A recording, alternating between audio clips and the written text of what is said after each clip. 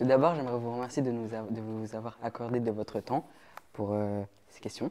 C'est normal, ça me fait plaisir. Puis d'être entouré de jeunes, c'est C'est un plaisir partagé. c'est gentil. Nous allons enchaîner sur la première question.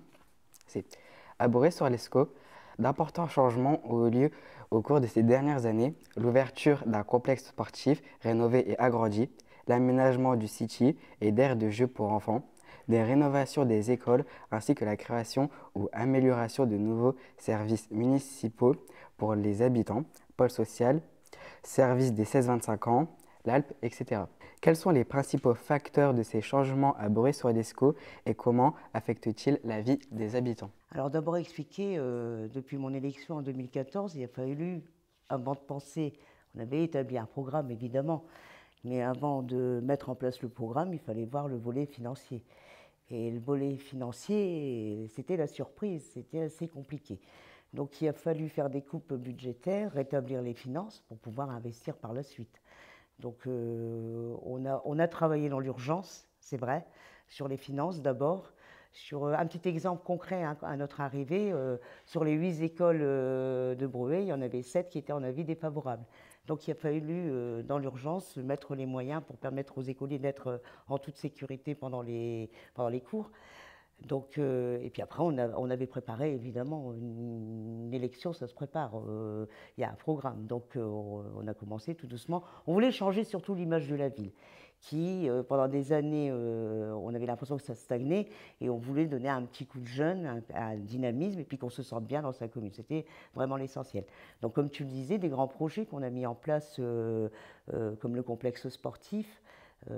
Donc l'idée, c'était de ne pas éparpiller tous les sports dans toute la commune. On voulait rassembler un maximum la diversité de sports dans un même lieu. Donc des gros travaux d'aménagement.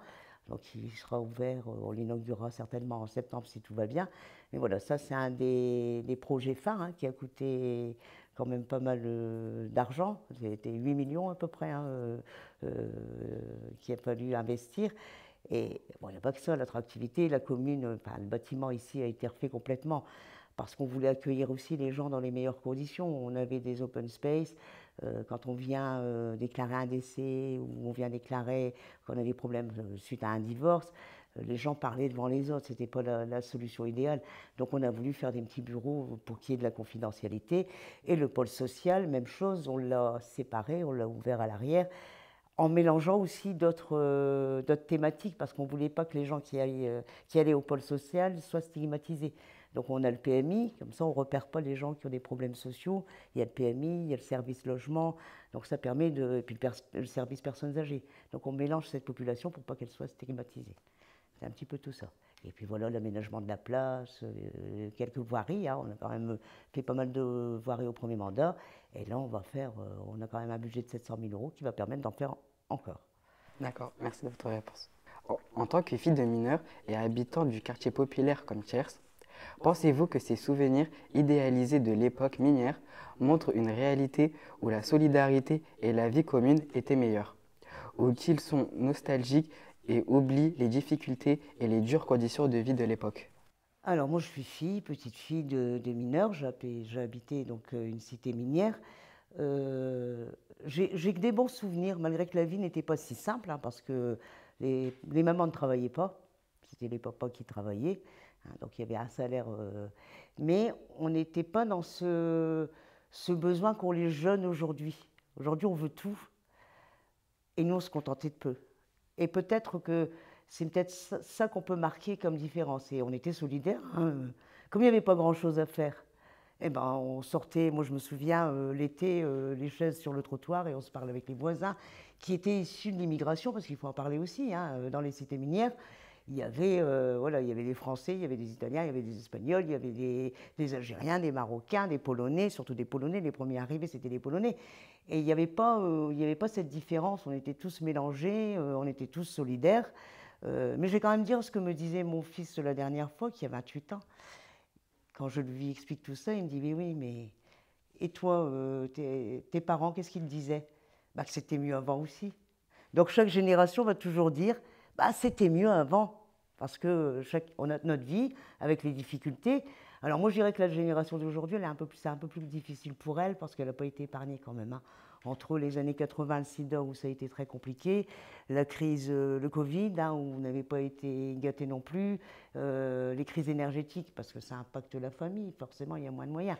Donc, mais ce qui nous manque peut-être, c'est ce mélange que nous on avait, hein, j'ai 61 ans bientôt, ce mélange qu'on avait et qu'on aime peut-être moins aujourd'hui parce que les gens sont devenus peut-être un peu plus individualistes. La faute à qui, je ne sais pas. Peut-être parce qu'on met les moyens de se retrouver. Moi, souvent, je parle d'activités à mettre en place pour que les gens puissent se mélanger et échanger. Et il y a des moments où on fait des petites choses dans la salle polyvalente, puis on ne retrouve pas le monde. Le monde ne se déplace pas forcément. Donc, il manque cette solidarité. On a l'impression que les gens ont peur les uns des autres et qu'il y a un manque de confiance. Et le fait de se parler, ça arrange beaucoup de choses, je pense, hein. Moi, je vois, quand j'ai mes permanences avec les problèmes de voisinage, les gens viennent pour râler sur le voisin, mais ils viennent directement nous en parler au lieu de s'en parler en amont. Parce que ça permettrait justement de se comprendre et puis accepter que l'un il vit d'une manière, l'autre il vit d'une autre manière, voilà. Et ça arrangerait beaucoup de choses, mais les gens se parlent de moins en moins. Donc on compte, nous, sur la génération future pour que vous balayiez ces problématiques. On compte sur vous parce que le futur, c'est vous. Donc on aimerait bien retrouver. Puis après, le mineur, il rentre à la maison, il était occupé, le papa. On faisait son jardin, hein, on avait de tout dans le jardin. Aujourd'hui, on n'a plus ça non plus. Il y a plus ce genre de choses qui permet aussi de faire des économies. Mais on se contentait, peut-être, je ne dis pas qu'on se contentait de moi, c'est pas ça que je veux dire.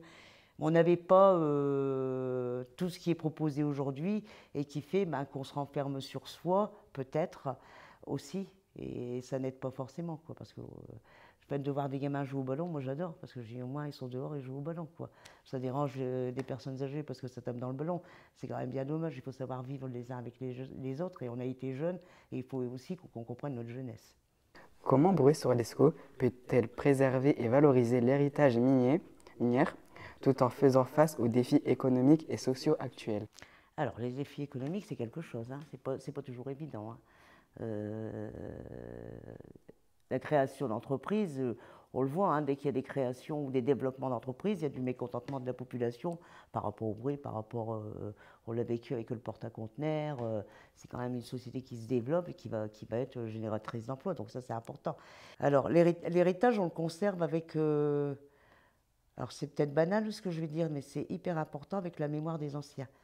On a encore aujourd'hui, on avait M. Raymond Dureut qui avait bien expliqué l'évolution de la commune, hein, depuis de nombreuses années. Aujourd'hui, on a Jean-Pierre Dess, qui est notre historien local, et on a besoin de se baser sur ces personnes-là. Alors, ce qui est dommage, c'est que voilà, elles prennent de l'âge, donc il faut toujours essayer de retrouver quelqu'un qui va nous amener. Parce que le futur, on le construit quand même avec son passé.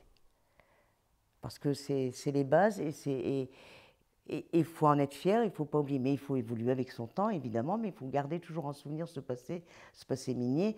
Et au niveau culturel, nous, on travaille aujourd'hui, on a bien avancé avec Pascal Lemaire, qui est ici présent, sur une balade culturelle qui va nous permettre de faire toute la ville, mais passer sur des sites hyper importants de nos ancêtres, comme la Fontaine, sur la rue Le Drouot, là, Saint-Paraïde.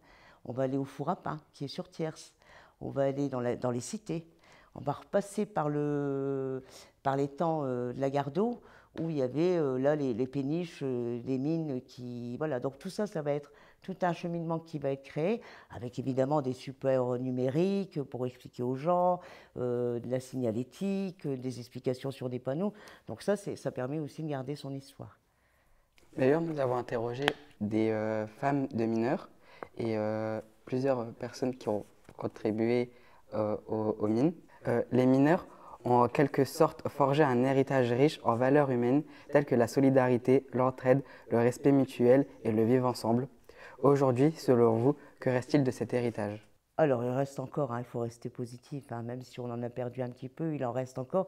Et il y a quand même, on ressent aujourd'hui, par rapport à tout ce qui se passe et tout ce qu'on entend, cette volonté de retrouver aussi cette solidarité et le fait de bien vivre ensemble. Alors après, les cités, elles étaient construites de manière à être ensemble, ce qui n'est plus aujourd'hui le cas. On avait notre dispensaire, on avait notre école dans la cité. Il y avait tout ça qui permettait de rester en lien. On sortait pas, on n'avait pas besoin forcément de sortir de la cité pour. Il y avait les magasins qui permettaient. Voilà, il y avait tout ça qui permettait de rester ensemble. Alors aujourd'hui, on a ouvert vers les autres. Et bon, il y a des points positifs, mais il y a aussi des points négatifs. Mais voilà, c'est les choses qui évoluent comme ça. Donc c'est compliqué après de. Pour ça qu'il faut toujours, comment je vais dire ça, rester en contact avec les adultes. Parce que quand on est jeune, on dit toujours, bah, moi, c'est vrai que quand mes parents me disaient quelque chose, je sortais et puis je disais, oh, mais non. Parce qu'ils ont quand même l'expérience, ils avaient l'expérience, ils avaient la connaissance, ils avaient cette solidarité à nous inculquer, donc c'était important, quoi. Comment comment la vie familiale des mineurs d'autrefois est-elle différente de celle des habitants d'aujourd'hui en termes de famille et de vie sociale? Après, aujourd'hui, on l'a encore, hein, ça dépend des familles. Hein. Tout ça, ça s'est gardé chez certaines familles, moins dans d'autres, mais ça s'est toujours gardé, quoi. Je pense que la priorité, c'est le cocon familial, l'éducation des enfants. Il ne faut jamais lâcher, il faut toujours répéter. Et puis rappeler ce qui se passait avant pour pouvoir voilà, continuer à préserver tout ça. En tant que maire de la ville, quels sont les avantages d'avoir un quartier inscrit au patrimoine mondial de l'UNESCO? Bah, c'est une fierté, parce que le patrimoine de l'UNESCO, il y a quand même de la publicité qui est faite un peu partout dans le monde. Hein, on voit hein, ce qui a été inscrit au patrimoine. Donc c'est le fait de... C'est une fierté, voilà. C'est mettre à l'honneur quand même des gens qui ont contribué économiquement à la richesse d'un pays. Et aujourd'hui, on a l'installation de quelques panneaux par le patrimoine hein, qu'on va installer un petit peu partout et dans le cadre de la balade culturelle aussi. On a Maison et Cité qui a réhabilité son parc logement et qui ont installé aussi toutes ces explications un peu partout. Donc après, financièrement, on n'est pas forcément accompagné par le parc. Mais voilà, on est accompagné, je veux dire, sur des projets. Ils vont nous aider. Voilà, financièrement, c'est un petit peu plus compliqué. Faut tomber vraiment sur des projets qui coïncident. Mais voilà, la balade culturelle, par exemple, elle ne rentre pas dans... On a travaillé avec eux, ils nous ont accompagnés, ils nous ont donné quelques idées aussi, quelques améliorations à apporter. Mais financièrement, il n'y a pas de retour, quoi. Après, l'argent ne fait pas tout non plus. D'accord. Et avez-vous quelque chose à ajouter sur tout ce que nous venons de parler? Ben vous avez été très bien, jeune homme. Je trouve qu'il interroge bien. Je ne sais pas si moi j'ai été claire dans ce que j'ai dit. Voilà. Mais alors, quel que soit le métier, on parle des mineurs hein, aujourd'hui, mais quel que soit le métier de nos parents, il faut en être fier. Il ne faut jamais laisser tomber ses parents parce que même quand ils nous agacent parfois, ils ont quand même raison la plupart du temps. Et ça, c'est de la valeur, une valeur humaine. Ils ont vécu, ils savent. Donc il y a des moments où on se dit, il me dit ça, mais aujourd'hui c'est plus comme ça. Pourquoi j'écouterais? Bah si, il faut répéter, répéter. Bon, j'ai toujours fait ça avec mes enfants. Je leur disais, je vais mettre un magnéto et le matin je vais appuyer, comme ça je ne répéterai pas à longueur de journée. Mais après il y a quelque chose, je leur ai toujours dit, ce que tu veux pas qu'on te fasse, ne le fais pas aux autres. Et ça résume beaucoup de choses. En tout cas, je vous remercie grandement. C'est nous qui vous remercions de votre temps. Bon, je suis là pour ça. Bravo, les jeunes.